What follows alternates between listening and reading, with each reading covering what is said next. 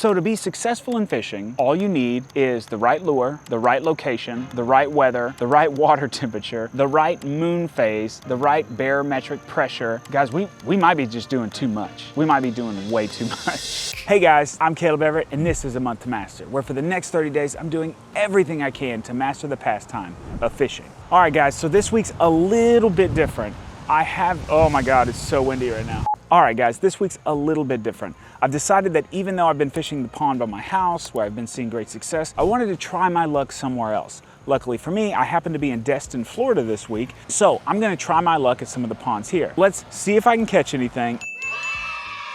And let's also break down all the lessons I've learned this week. Let's talk about barometric pressure. So when I first learned I'd be coming to Florida, I started doing this research on if the sea level change from Oklahoma to Florida would be different in terms of ponds, which actually sent me down this really crazy rabbit hole of barometric pressure. What I've discovered is this: high pressure systems, such as clear and sunny days, which is basically every day I've had this week, the fish are actually sluggish and they're less active. So yeah, I've basically planned this trip to perfection. So what I'll need to do in high pressure system days is actually fish in deeper waters and near structure. The downfall with the ponds I'm fishing in is there's not a ton of structure because we're actually near a golf course, and then I don't know how deep the water gets. I have seen success in basically the middle part of the pond. As far as structure, there's very little. If I find it, I'm definitely fishing it though. And then there's also low pressure systems, which would be the opposite, obviously. So low pressure systems is when the barometric pressure drops. Now this typically takes place when storms are approaching or when it's overcast. So this morning I have overcast. I'm hoping that leads to success for me. I said that, now the sun's smacking me in the face. So during these pre-storm cloudy conditions, fish tend to be more aggressive. Basically, the reduced pressure triggers their instinct to feed. Also, it is 6 a.m. and I got no sleep last night, so I'm sure I look brilliant. This is one of those topics that's very scientific, and I'm not Norman Osborn. You know, I'm something of a scientist myself. So I don't want to dive too deep into it. I just want to kind of give you guys an overview of the stuff that I've learned. And I will tell you though, that based on the research that I've done, the ideal range of barometric pressure, if you look it up on like a weather website, is going to fall between 29.7 to 30.3 inches in mercury. I'm not 100% on what inches in mercury means, but that's what it says. That's the ideal range. I will say, when I looked it up on the weather website, everything was in between that. Like in Oklahoma, it was between that. In Florida, it was between that. So I don't know if that's just like the standard range, but it does say that's the ideal range when it comes to, or that's the ideal like normal range when it comes to fishing. Now, barometric pressure is just one piece of the puzzle. If you're gonna be fishing, you need to also factor in water temperature, time of day, the fish that you're fishing for, and then also, as just a general overview, the weather. So if barometric pressure is a part of the equation, then obviously weather, because it relates to barometric pressure, is also part of the equation. What you need to consider is that before a storm, fish can feel the barometric pressure change, and they prepare for this by feeding a lot so that they don't have to feed whenever the storm hits. Typically during a storm, fish are gonna stay in the same place. They're gonna stay in a small area in shelter. So a good rule of thumb is to fish before it storms. So I've talked about water temperature in a previous video, so if you wanna learn about water temperature and how that affects fish, go watch that video because that's another piece of the puzzle entirely. And weather also affects that. So since we're looking higher and higher than sea level, let's go ahead and take it to the next level and talk about moon phases. All right, so technically from what I found, this is kind of a debated issue. I will say I know moon phases do affect saltwater fishing, but since I'm fishing in smaller ponds, the debate here really is that moon phases are negligible when it comes to smaller ponds, like lakes and ponds and things like that, mainly because there's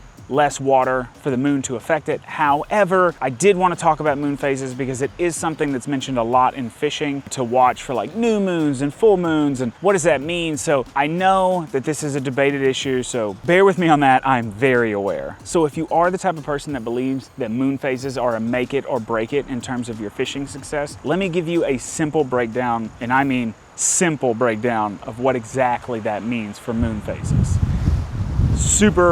Super windy today. Again, guys, this is an extremely simple breakdown. I don't want you to think that I'm some kind of scientist because we've established earlier. You know, I'm something of a scientist myself. So, for a full moon or a new moon, fish are more active. For a first quarter or third quarter moon, fish are less active. Again, like I said, the most simplistic breakdown of that I could give you.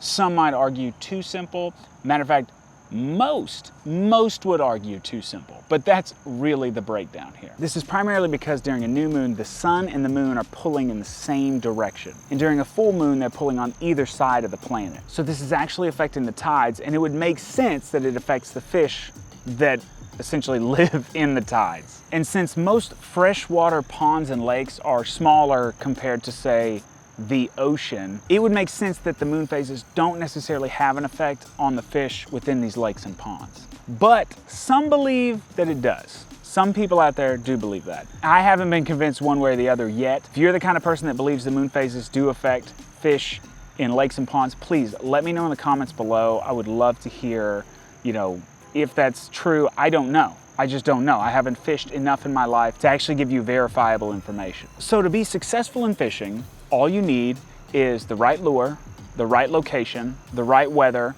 the right water temperature, the right moon phase, the right barometric pressure. Guys, we might be just doing too much. We might be doing way too much. Now, if you're wondering if all of these factors are going to impact where you are fishing at, the strongest piece of advice that I could give you from what I've learned is to start journaling. This can be crazy helpful for all your honey holes. Now, what you want to do is start looking at all the things we've talked about. Barometric pressure, weather condition, even the moon phases. And you want to start tracking them every time you go fishing. And compare that data over a long period of time. And you'll actually start to see how fish respond in the ponds or in the lakes that you're fishing in. Now, there are websites out there like fishingreminder.com that can help you if you're fishing major bodies of water. But if you're fishing a spot that's off the beaten path, journaling would be my strongest recommendation. I mainly say this because you can track so much data such as lure type and things like that that'll help you set yourself up for success the next time you fish that place. And speaking of success, I am traveling right now, which has actually created a multitude of problems for me in terms of my success, mainly being what gear do I take and how do I get it there? For the whole time I've been doing this, I haven't really traveled farther than like a few miles to fish. So whenever I learned that I was gonna be coming here, I was like, how am I gonna get gear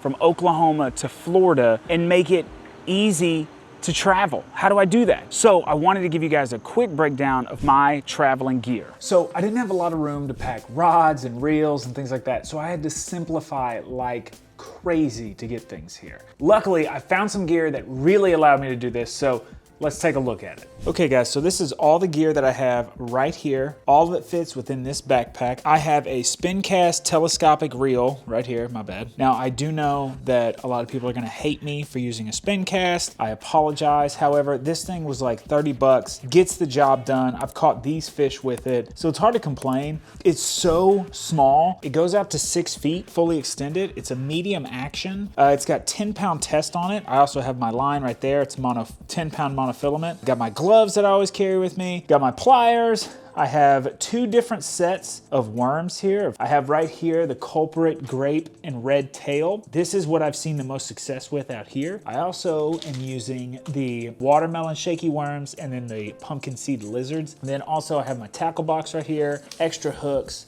I have my weights because if you noticed, I'm mainly rocking the Texas rig, mainly for me because inside of my backpack here, I don't like using the top water in the backpack because the treble hooks get caught on everything.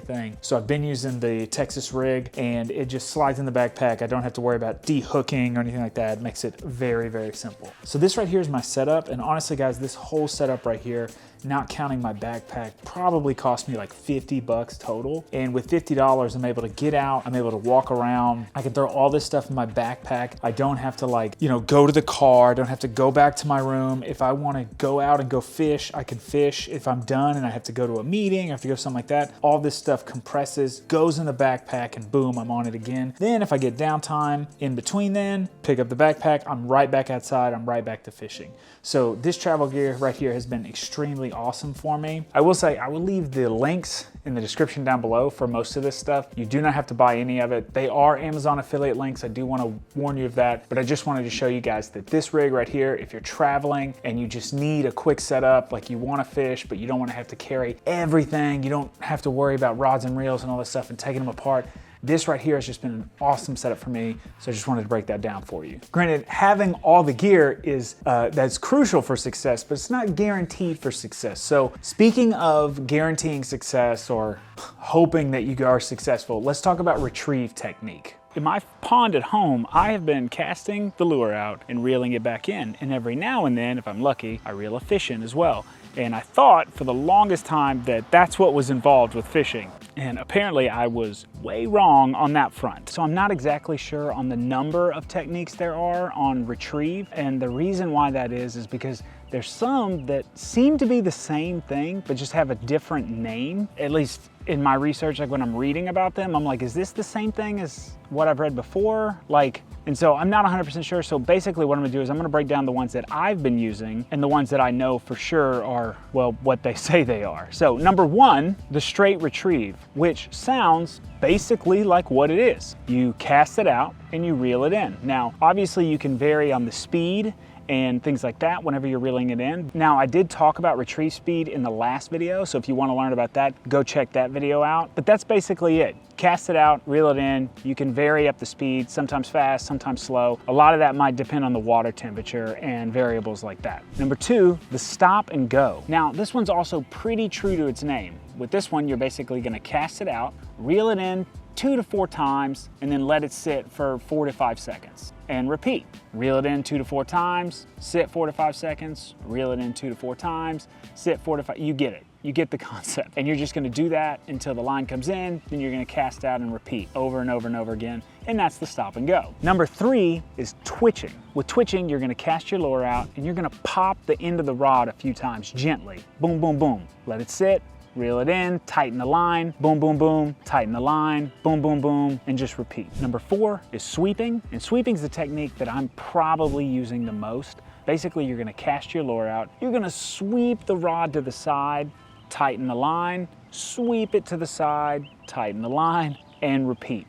Now, this is the one that I've used the most, not for any particular reason, it just happens to be the one that I like the most. And there are other ones, there's like dead sticking, jerking, helicoptering, or Soldier Boy tellers. There's a whole multitude of different techniques, so look these up, and even with the ones that I've just talked about, they may work for you, they may not. You just have to vary it up. Now, the ones, like I said, that I'm sticking to, they're just the most fluid to me, so find what sticks for you. But I will mention, in the same vein of technique, going down that rabbit hole also sent me down the rabbit hole of pitching and flipping. So with pitching, you're essentially creating a pendulum motion with your rod and lure. You're gonna hold the lure in your hand and use the rod to create momentum to send the lure to the direction you're hoping to go. Now, most of the time, this technique is awesome for getting underneath docks or getting underneath trees or cover or anything like that. It's an extremely effective technique and doesn't create a huge splash. Ultimately, it's a technique that really makes it easier to get your lure in the places that fish are most likely to be. Now, with flipping, you're letting out about 6 to 12 feet of line on your reel. Then you're actually gonna engage the reel and keep it locked, and you're gonna use that line, that excess line, to bounce that lure up and down inside of reeds, thickets, grass, whatever it might be near the water where the fish might be hiding. To be honest with you guys, I have to give a huge shout out to Arizona Game and Fish. I'm gonna link their video in the description down below. It's 2 minutes. He does an awesome job in explaining pitching versus flipping, and he also shows it. I wish I could show you guys pitching and flipping, but most of these ponds here don't have a lot of structure for me to get underneath, and I don't have my tripod, so I can't actually set this camera up. You'll notice that my shots have been kind of all over the place and probably not super stable. I'm just doing this handheld, so I'm so sorry guys, please forgive me. But if you really want to see it done right, check out the link in my description for Arizona Game and Fish. Also, if you could do me a favor and them a favor, give them a like and subscribe. I'm 24 days into mastering fishing. If fishing is a hobby that you want to get into, I suggest you start at my first video right here so you can follow along with the path that I'm doing just to master this hobby. If you guys could do me a huge favor and like and subscribe, that does help me with the YouTube algorithm, and I would greatly appreciate it, guys. Let me know in the comments if you watched the whole video. I do a lot of, it takes a lot of effort making these things, especially when you travel. No matter what though, even if you don't comment, I appreciate you guys watching. It means the world to me. I hope everyone out there has a wonderful day, and I'll see you guys next time.